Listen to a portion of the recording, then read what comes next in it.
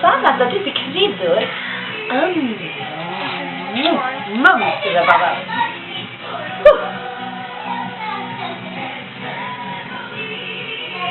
Men håller på, nu åker linsen fram och tillbaka, ut och in.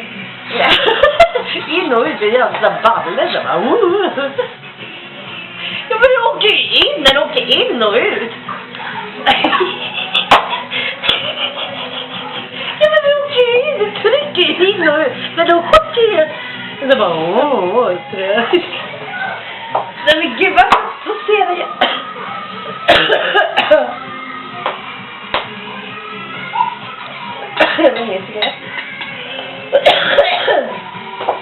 Ska vi ta på det här härifrån?